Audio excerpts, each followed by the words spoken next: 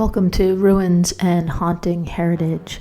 My name is Dr. April Bisa. I'm an associate professor of anthropology at Vassar College, and this is my archaeology seminar for the fall 2020 semester.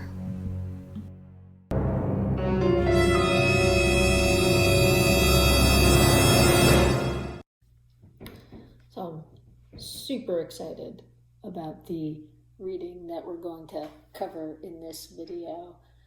This is probably my most favorite thing ever written by an academic, Michael Mayerfeld Bell, and it's called The Ghosts of Place, and it appeared in a journal called Theory and Society back in 1997. And it's so perfect, it's so well written, and it is so brave, and to the point that I'm going to read you the first page to make sure that if you can get access to this, you actually read the whole thing.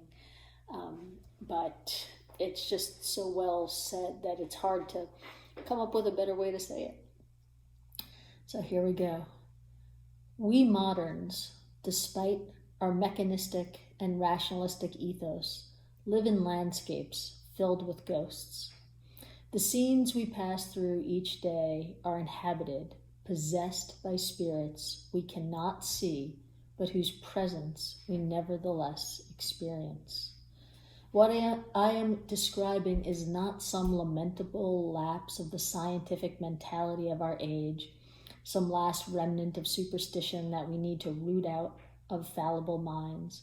What I am describing is, I believe, a common feature of the human experience of place for both modern and traditional peoples. The point of this essay is to argue that ghosts, that is, the sense of the presence of those who are not physically there, are a ubiquitous aspect of the phenomenology of place. Although the cultural language of modernity usually prevents us from speaking about their presence, we constitute a place in large measure by the ghosts we sense, inhabit it, and possess it. The meaning of a place, its genius loci, depends upon the geniuses we locate there. Who has not experienced that flood of images of people long gone, or people when they were younger, while revisiting an old haunt, as we say? Who has not had that slightly chilly and yet very warm feeling of almost being able to see your friends from when you were 8, dashing down the sidewalk as you walk through the neighborhood where you grew up? Who has not had that sense while creeping into some room where one really should not have been, that someone unseen was watching? Ghosts also help constitute the specificity of historical sites, of the places where we feel we belong and do not belong, of the boundaries of possession by which we assign ownership and nativeness. Ghosts of the living and dead alike, of both individual and collective spirits, of both other selves and our own selves, haunt the places of our lives. Places are, in a word, personed, even when there is no one there. I think that follows from a lot of what we covered in previous lectures and previous weeks. This concept of phenomenology, that there are senses to place, senses that make different places special to certain people and other places special to other people, that this quest to be modern, this quest to be ever creating new technologies and moving forward in knowledge and science is creating this sense of loss, that life used to be simpler, yet life used to be more unique. Not everything was exactly the same. All of that is in this, but it's also about being people who don't just exist in one time. Right? I'm me now, but I'm also me before, when I was a kid, and I never thought I'd become a professor that was talking about ghosts. But I'm also me who I can envision me being in 20, 30 years, and trying to think of all of those people at the same time. And some of those versions of me exist in specific places.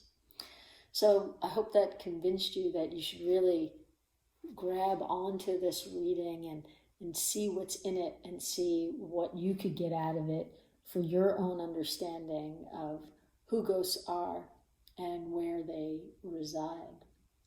So as usual, I'm going to skim through and pick out the things that I think are relevant for an archaeology seminar, especially one that's about heritage. So on page 815, which is just page 4 of the article, don't feel like this is like an 800-page book that you're reading. It's a short article. He says, "We need a language for describing place, ineffable and quasi-mythical as it may be, that is general enough to be worth speaking about, but also provides a means for describing this particular and often peculiar experience."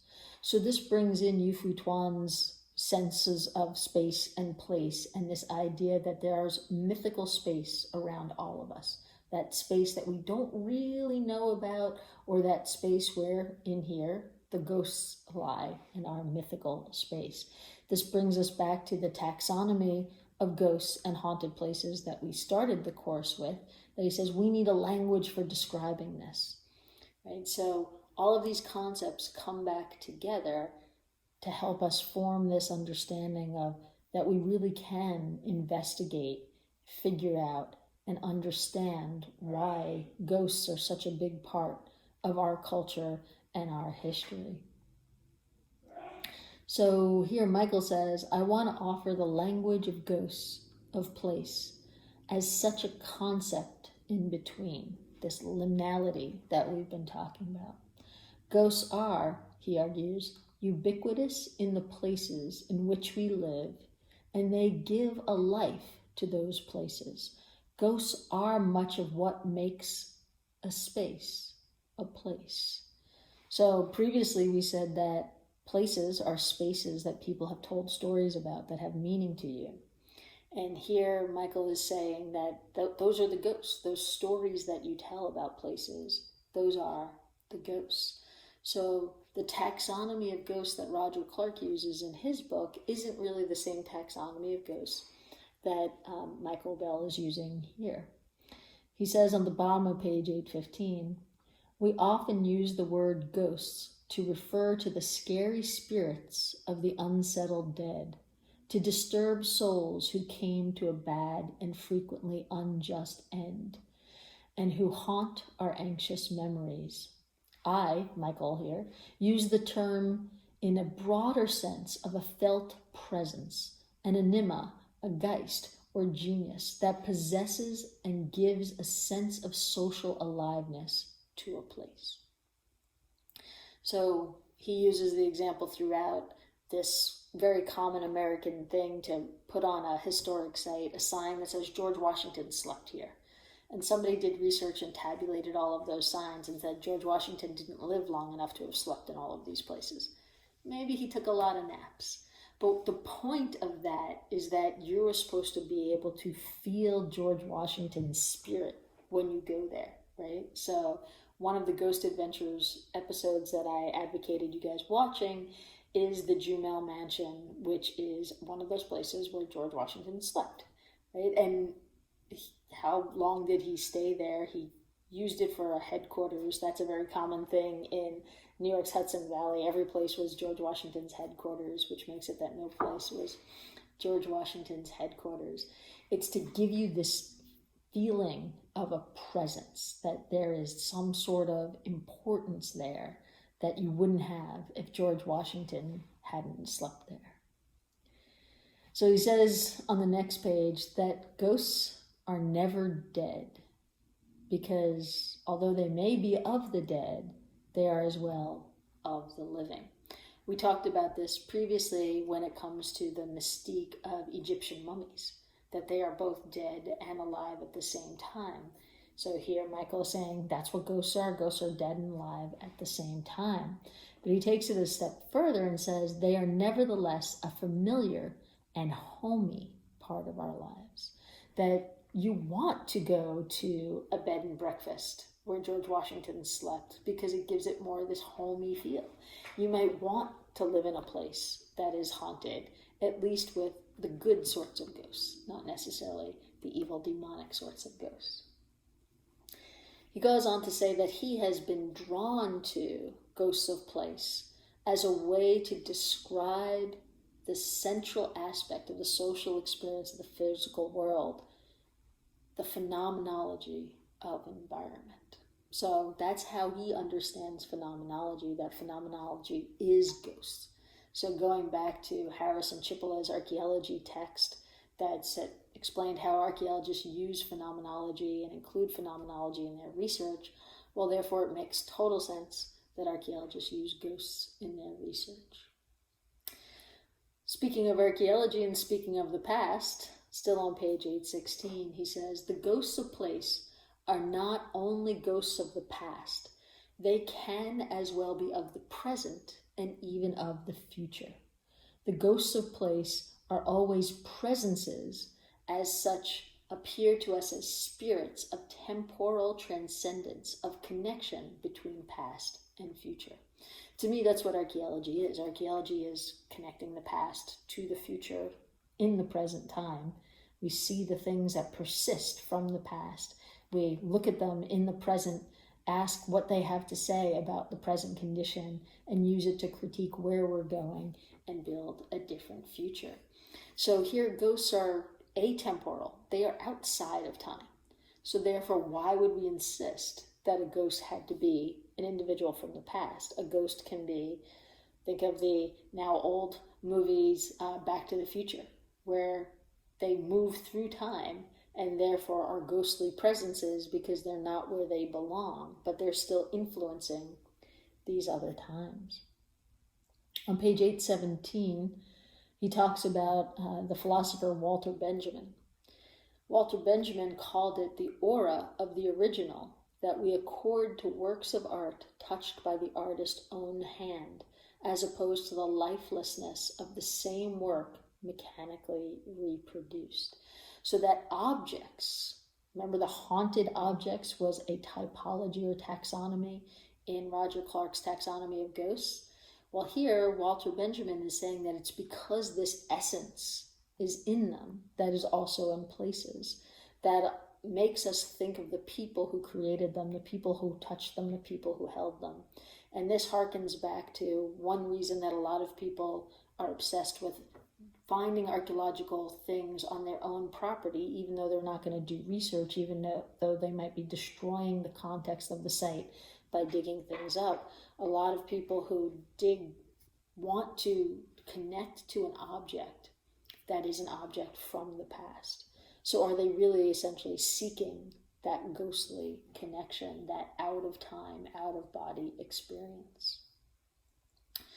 So I'm fast forwarding to page 820 here, not because there isn't great stuff in there, but because it's the kind of stuff that doesn't really benefit from re-explanation, that it's extremely clear, but he goes through different cultures and different cultures that have this sense of that this aura makes things valuable that wouldn't otherwise be valuable. But on page 820, he says, when we, through ghosts, make space into place, we treat that spirited space with ritual care. We approach it with more measured step. Simply put, we treat a place as a shrine. So we just passed the anniversary of the September 11th events for the United States. And there are multiple places in the United States that are essentially shrines because of the things that have happened there. So it's now this sacred or spiritual place. And would we not say that there are ghosts there? Not necessarily in a negative way, but in a way that is this kind of ghosts of place that he is talking about, that you can envision what has happened there And that's why you go to those places, to remind yourself what has happened, to never forget. So on page 821, he says, so too may the ghosts of place cause us to regard a particular space as profane. We may sense within a place ghosts that frighten us and disturb us, ghosts that make us feel unclean, ghosts that are at cross purposes with our desires, ghosts, perhaps more importantly, whose spirits seem quite unlike our own. So this could be more of the malicious kind of ghosts. It could be murderous ghosts. It could be the victims of murders and therefore we feel unsettled. It could be the patients of a tuberculosis hospital that we feel that they had this sad end to their life. So then we see that place as a place that we shouldn't go to. So not all ghosts are homey, not all ghosts are welcoming. Some push us away and tell us not to go there. It says, through ghosts, we re-encounter the aura of social life in the aura of place. So then he goes on to tell some personal accounts of when he experiences the ghosts of place. And there are a variety of accounts that he gives that probably one of them fits with you, including his description of a place that he spent his summers in and that he envisions himself possibly retiring to or spending his summers in for the rest of his life. So he says on page 823, the ghosts of place include not only ghosts of the dead, but also ghosts of the living. Often the living when they are at a quite different period of their lives. Thus, in a way, such ghosts of the living are also ghosts of past lives. And it goes on to give an example.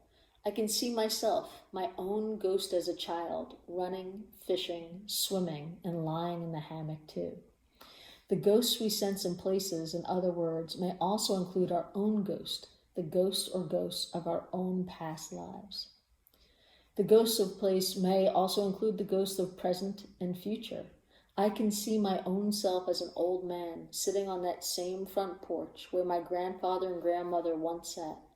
Presences that connect the self across time. When we sense our own ghost in a place, we are likely to experience thereby a deep sense of belonging to that place. We may feel that that place is a special possession of ours through our ghost. We attach our spirits to a place, and thus that place is attached to us. Then he summarizes this account here by saying, through my ghosts of belonging, I place myself in relation to others and their ghosts of belonging that they have told me about or that I have otherwise sensed on my own. So we all have those places from our past and those places that we envision ourselves in the future and we feel connected to. So for Bell here, that connection is the ghost. I have to laugh every time I read his second story, which is about becoming a professor at his college and how people related to him when he was first moving into his office, because I had the exact same situation.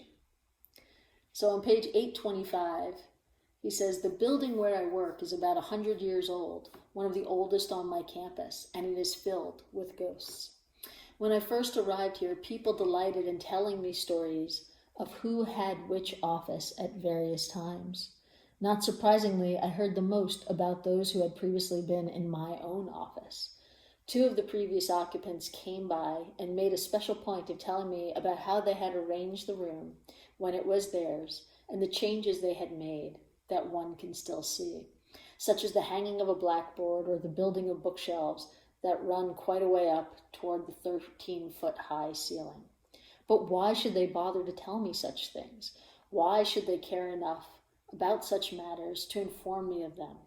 Why should they assume that I would care about them myself? When I moved into my current office in Blodgett, it was like a parade of people. There's a water cooler at the end of my hallway.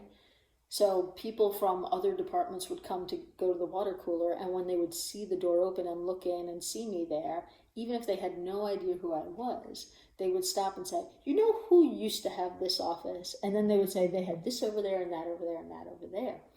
But even more specifically, there is a extremely large glass enclosed bookcase, wooden on the side but glass doors, in my office, which is so large they must have built the office around it. There's no way it could get out.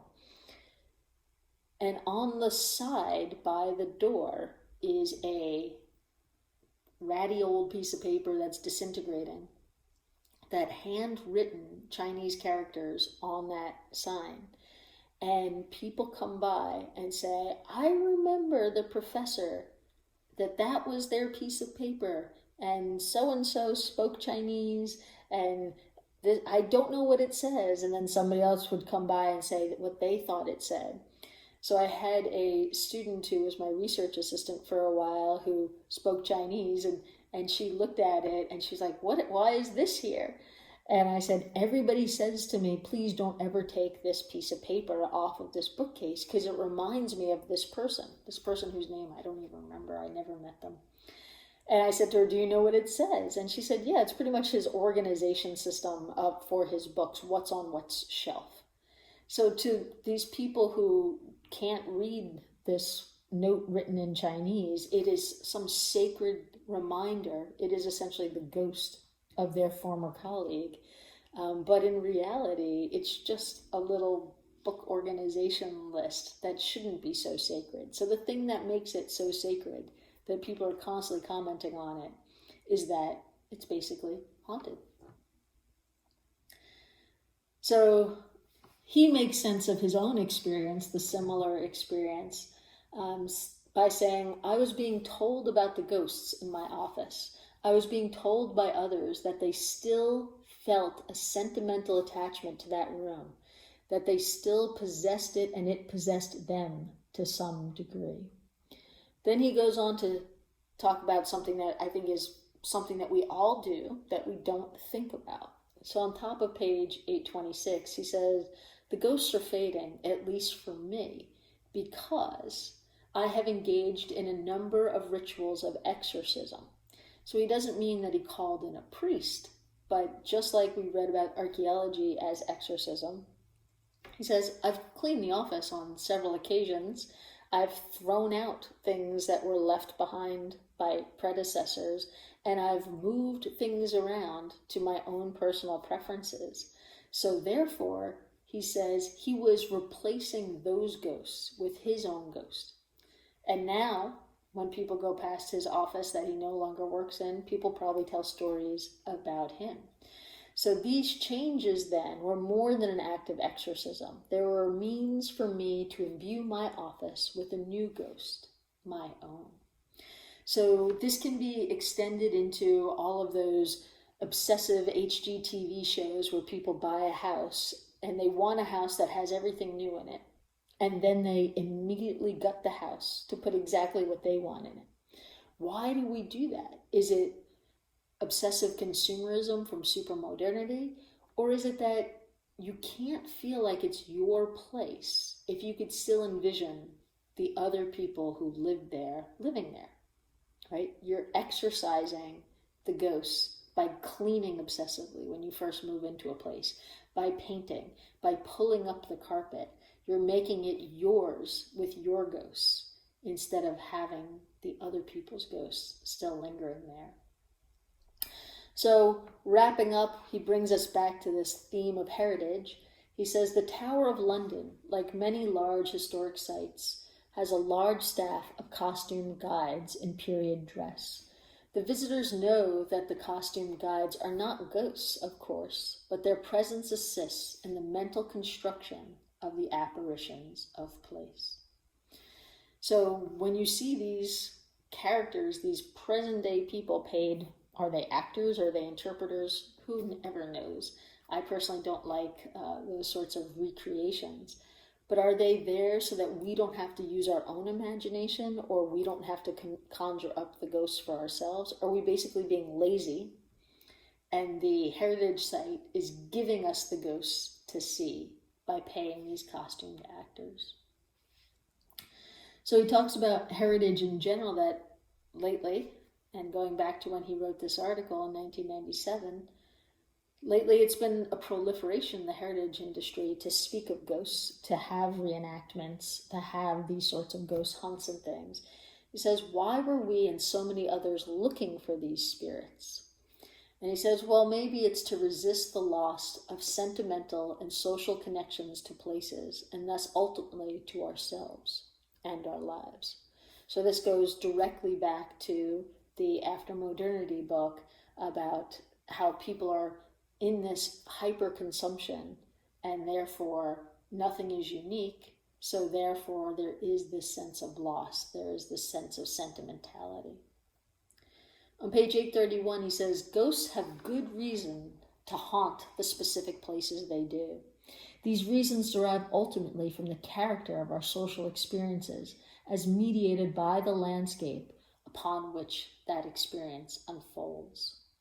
The ghosts of place are, of course, he says, fabrications, products of imagination, and social constructions. So the ghosts of place that he's talking about are not paranormal. There could be paranormal ghosts of place, but he's talking about the ghosts that we find in places are always our ghosts. That is, ghosts of our own imaginations, because they are our ghosts. What we make of them is what counts. Then he ends with, the ghosts of place are invisible to current science. No laboratory instrument, no metered machine, no photographic negative will ever detect them. But we should have no doubt that they are still very real. So throughout this whole article, he never discusses paranormal ghosts. He's talking about ghosts of place, but he's not saying that paranormal ghosts do or do not exist. He's saying that it's not necessary to have a paranormal ghost to have a ghost experience.